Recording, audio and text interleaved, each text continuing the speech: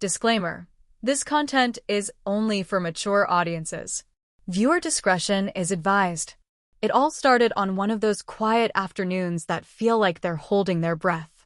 I had just finished cleaning up around the house, nothing out of the ordinary.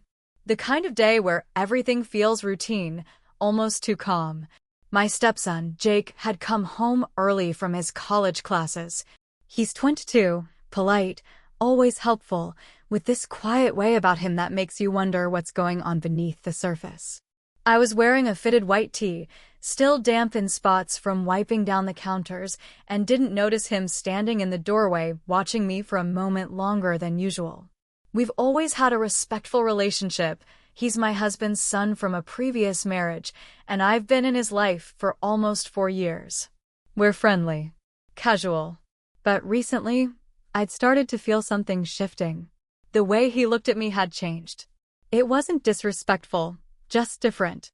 Curious. There was a tension, subtle but definitely there, like the air thickening just before a summer storm. I was wiping a speck off my shoulder when he stepped closer. "You missed a spot," he said, brushing his fingers lightly across my back, just under the collar of my shirt. His voice was soft, but the words hit harder than they should have. I froze, not because I was afraid, but because for the first time, I didn't know what to say. His hand lingered just a second too long, and in that second, everything shifted. It wasn't just a shirt. It wasn't just a spot. It was something else entirely. I could feel it in how close he was standing, how careful his voice was, how the moment stretched between us, full of things unsaid. Jake stepped back, eyes meeting mine, searching for a reaction. I gave nothing away, but inside, everything was spinning. Was it wrong to feel something stir at his touch? Was I imagining the heat in his voice? Or had this been building between us without either of us saying a word? This wasn't just about a gesture. It was about a door slowly opening between two people who never expected to stand on either side of it. And just like that, the silence between us said more than either of us dared to speak. I turned back to the sink, pretending to rinse the rag even though my mind wasn't on the dishes anymore. My heart was thudding in my chest, not from anything he'd said, just from how he'd said it. From the way he was still standing there, not moving, like he was waiting for something. I didn't look at him. I couldn't. Jake finally walked past me, grabbed a water bottle from the fridge, and leaned against the counter across the room. He didn't say anything, just twisted the cap and took a slow sip. His eyes stayed on me, calm, unreadable. That silence between us was growing heavier, more present, like it had its own gravity. I knew I was reading too much into it. I had to be. Jake had always been sweet, maybe even a little protective, but this was new. Or maybe it wasn't new, I just hadn't let myself notice before. That thought alone sent a rush of something complicated through me. I tried to act normal. "How were your classes today?" I asked, keeping my tone light as I started wiping down the already clean counter again. "Same old. Long." He shrugged, then smiled faintly. "Kind of nice to be home early, though." There was something in the way he said that, soft, pointed, careful. I glanced up just briefly, but he held my gaze in a way that made my breath hitch. That's when I remembered last weekend. I'd caught him looking at me in the mirror while I was adjusting my hair in the hallway. It had felt like nothing at the time, just a passing moment, but now I wasn't so sure. Had this been going on longer than I realized? Jake walked over to grab a snack from the pantry, brushing past me again, not close enough to be obvious, but enough to stir something low in my stomach. I stepped away, putting a little space between us, but I could still feel the echo of where he'd been. My skin was too aware. We hadn't crossed any lines. Not technically. But we were standing right on the edge, and I wasn't sure who would step first. I walked toward the living room, needing to get out of the kitchen, but he followed, peeling open a granola bar like he had nowhere else to be. We sat in silence for a moment, the TV playing quietly in the background, but neither of us was watching. "You okay?" he asked finally, sitting down at the far end of the couch, but turning toward me. "Yeah, just tired," I said, and it wasn't a lie. My mind had been running nonstop since he touched me.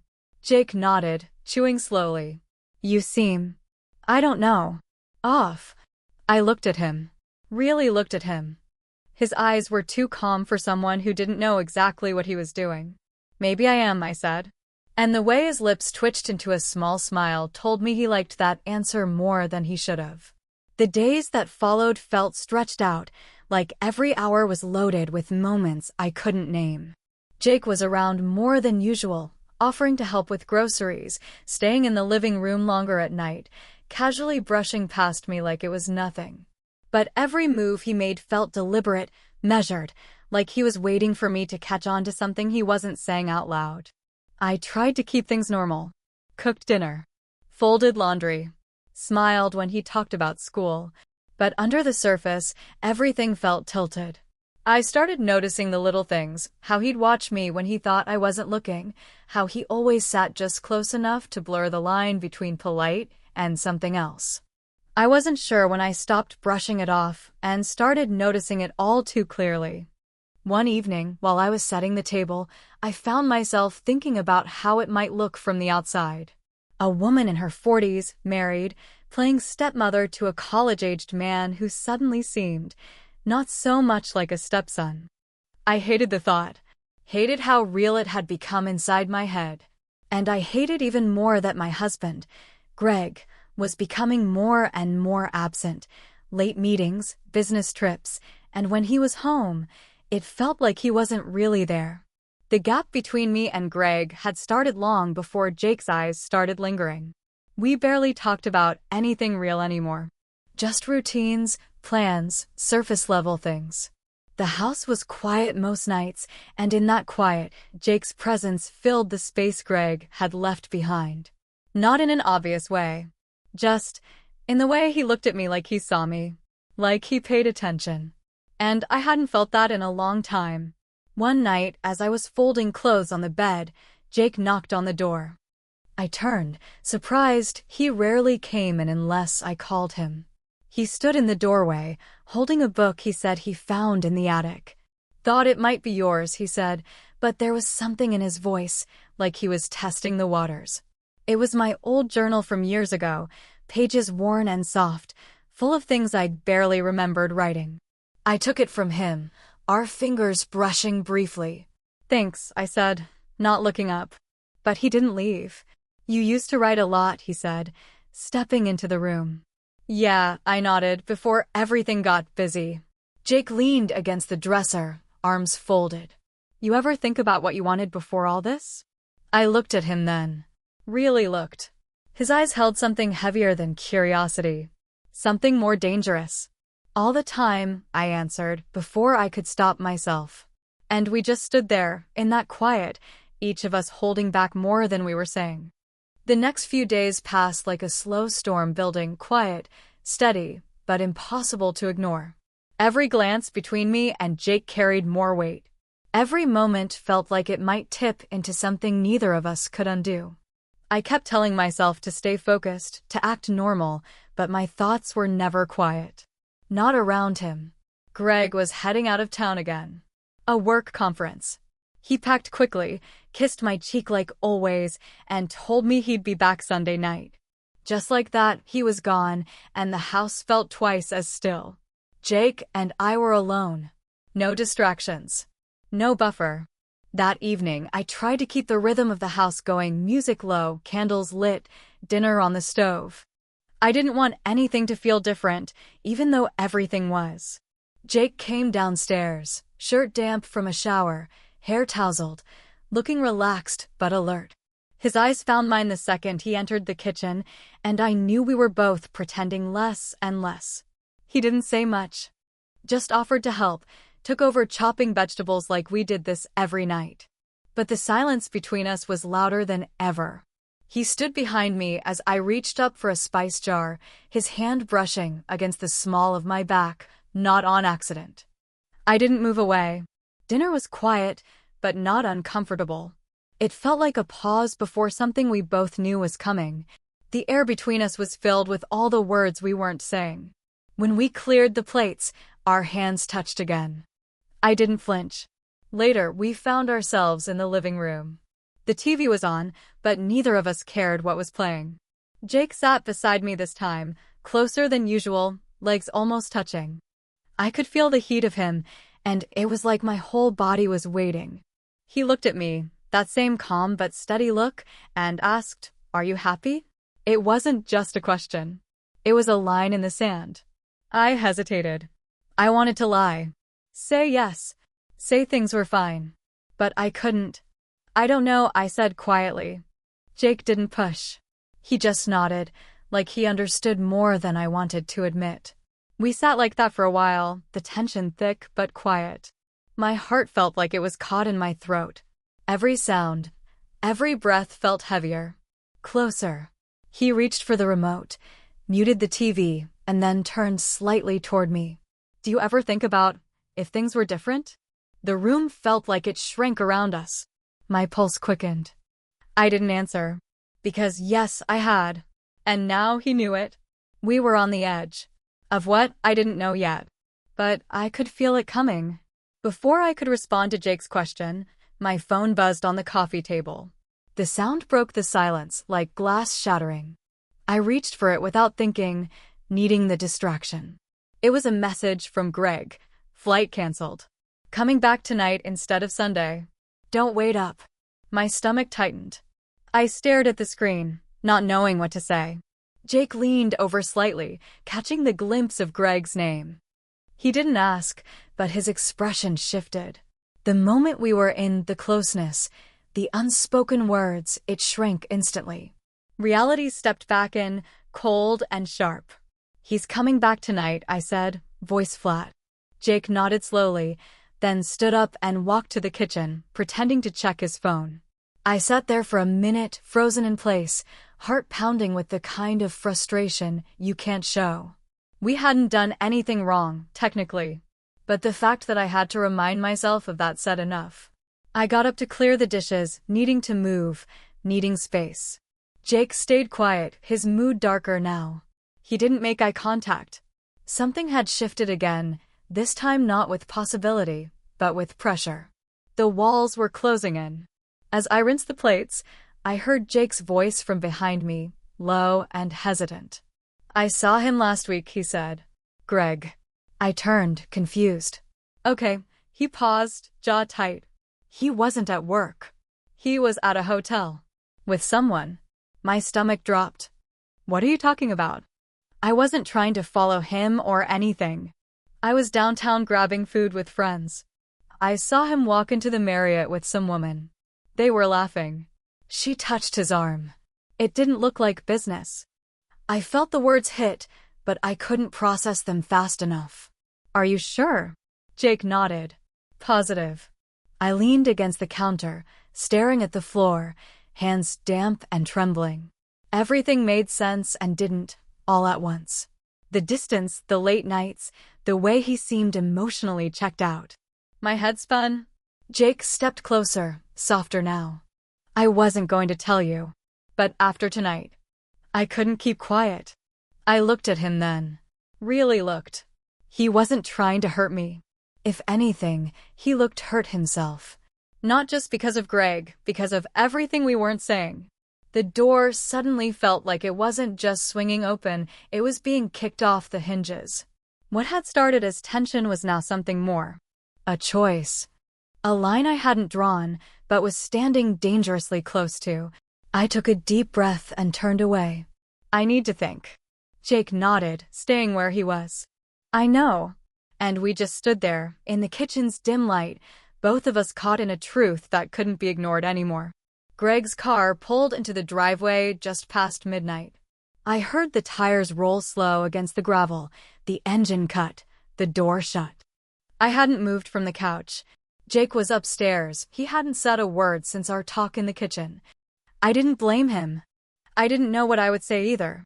Greg walked in with the same tired smile he always wore, suitcase in one hand, jacket slung over his shoulder. "Hey," he said casually, setting the bag down by the door. "I thought you'd be in bed." I looked at him, and for the first time in a long while, I really saw him. The slight hesitation in his eyes. the way he didn't meet mine for more than a second. I could hear my heart thudding in my ears. Was it a good trip? I asked, my voice calmer than I expected. He nodded, heading to the kitchen. Fine. Long. I followed him. Were you alone? Greg froze with his hand on the fridge handle, then slowly turned around. What kind of question is that? A real one, I said. Were you alone at the Marriott? His face changed. Not shock. Not confusion. Just a quiet, slow drop in his expression. Who told you that? So it's true, I said, and it wasn't a question anymore. Greg let out a breath and leaned against the counter. It's complicated. No, I said, it's actually really simple. He looked tired now. Not from travel. From being caught. Look, we haven't been okay for a while, he said. I didn't plan for anything to happen. It just did. I nodded. It wasn't new information. Deep down, I'd known. I just hadn't had the proof. Until now. I want a separation, I said quietly, and his head shot up. It's time. For both of us. Greg opened his mouth to argue, then saw something in my face that made him stop. He nodded slowly. Okay. It should have felt sadder. But it didn't.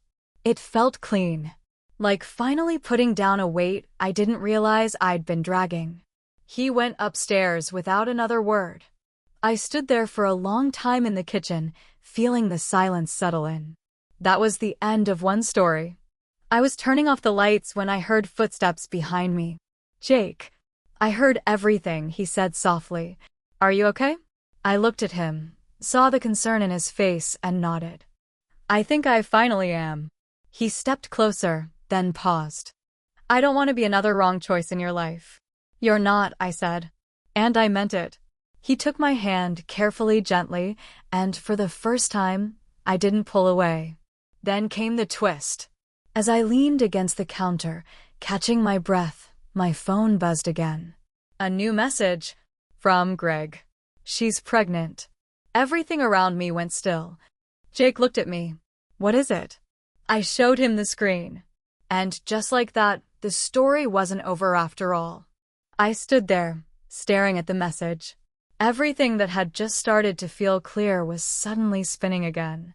She's pregnant. The words felt like a punch, not because I still loved Greg, but because it confirmed how far he'd already moved on emotionally, physically, in every way that mattered. Jake's hand was still holding mine, warm and steady. He didn't say anything right away. He just waited. That's what I'd come to notice about him. He didn't rush in to fix things or offer answers that weren't his to give. He stayed. He listened. He let the moment be what it was. I finally looked up at him. Guess that's the real end, huh? He gave a small, honest nod. If it wasn't already. There was a strange kind of peace that followed. Like I could finally stop pretending. I wasn't the same person I'd been when I married Greg. And honestly, maybe that was the problem. I'd outgrown a version of myself that was too quiet, too patient, too willing to settle for something halfway. We didn't talk much more that night. Jake walked me upstairs, paused at the doorway to my room, and gently said, "Sleep. I'll be here in the morning." I believed him. The next few days passed with quiet changes. Greg came by to pick up a few things. He didn't say much beyond what was necessary. We signed papers. No fighting. Just a clean, quiet end. Whatever was happening in his life now, it wasn't mine to worry about anymore. Jake didn't push me to define anything between us. But he didn't back away either. He stayed close. We talked more, really talked, about life, about everything we'd kept to ourselves until now. There were still moments of hesitation, of wondering if this was right, if it was smart. But there was also this sense of truth between us. We weren't pretending. We weren't hiding. One afternoon, we sat out back with coffee, watching the sun dip behind the trees. I turned to him and asked, "What are we even doing?" Jake smiled, calm and sure. "We're figuring it out." And that was enough. This story wasn't about perfect endings. It was about real ones. Messy, complicated, but honest. It was about letting go of what no longer fit and giving yourself permission to want more, even when it comes from unexpected places. If you made it this far, I want to know, how did this ending feel to you? Did it surprise you? Would you want to see where this goes next? Let me know in the comments below. I read everyone. And if this story kept you watching, hit that like button. Subscribe if you haven't already. I've got more stories like this coming, and you won't want to miss what's next. 2.